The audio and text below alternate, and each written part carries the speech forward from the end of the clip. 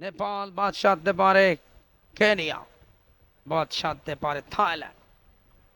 প্রথম রেড শ্রীলঙ্কা দলের পা চালাচ্ছেন দলীয় ক্যাপ্টেন, খেলা দেখছেন এবং ম্যাচ শেষে সেরা খেলোয়াড়দেরকে পুরস্কৃত করছেন।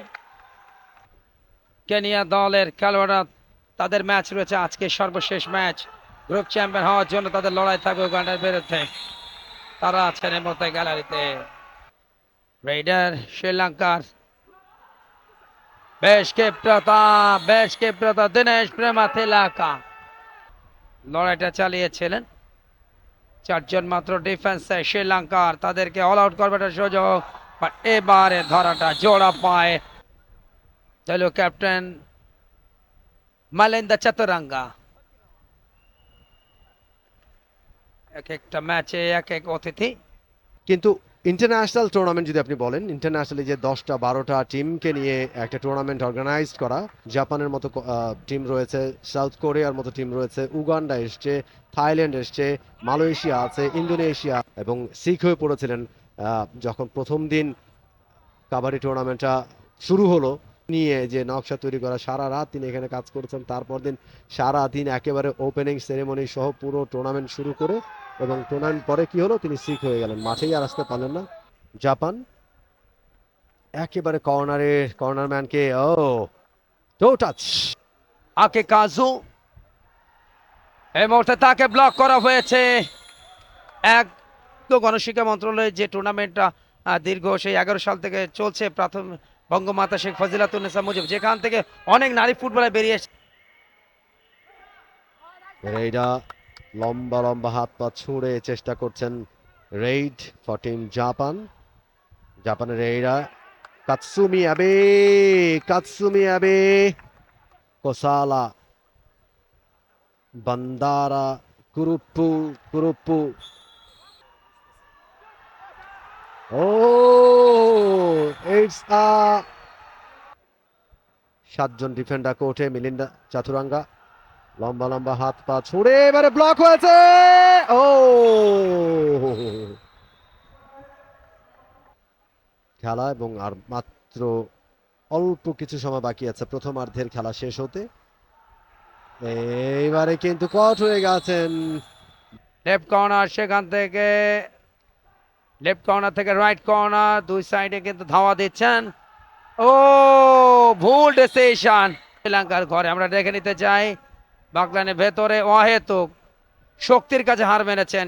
অনেকখানি এগিয়ে গেছে এবং সেকেন্ড হাফটা খুবই গুরুত্বপূর্ণ সময়। এবারে অল আউট হয়ে যাবে জাপান। কোসালা ভুল করলেন ওই জায়গায়। অভিজ্ঞতা একটা বড় জিনিস এবং সেই অভিজ্ঞতার কাছে কিন্তু বারবার মার খাচ্ছে জাপানের আক্রমণগুলো আমাদের দেশের। বাট রেডে রেডে এবার ধরেছে কেনিয়া। প্রথম দল হিসেবে বি গ্রুপ থেকে তারাই গেছে সেমিফাইনালে, তাদের পথ ধরে থাইল্যান্ড তারাও গেছে। তবে কেনিয়া যদি লাস্ট ম্যাচ জয়লাভ করে তাহলে 3জন ডিফেন্সে কোশালা জাপানের আক্রমণ। মানিতা লাইন আউট, যেটা অত্যন্ত গুরুত্বপূর্ণ আসর, কেননা এখানে বিশ্বকাপের বাছাই পর্বের বিষয়টাও ধরা হচ্ছে। ব্লক তিনি দেখিয়েছিলেন কিভাবে 15 ওভারের পাওয়ার প্লেতে 100 রান তুলতে হয় অনায়াসে পয়েন্ট। দ্বিতীয়ার্ধের খেলা চলছে, 34 মিনিটে যাচ্ছে। তবে এই মুহূর্তে আরো একটা দুর্বলতা, তবে সেটি শ্রীলঙ্কার ডিফেন্সের নাম্বার 7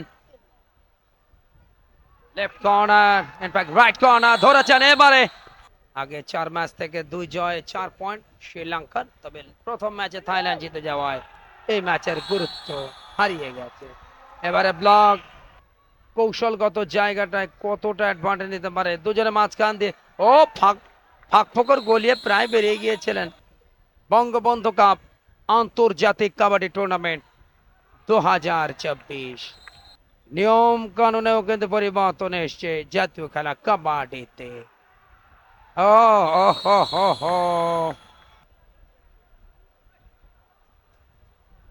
41-19। সেখানে ব্লক আনোয়ার সাইদ, ও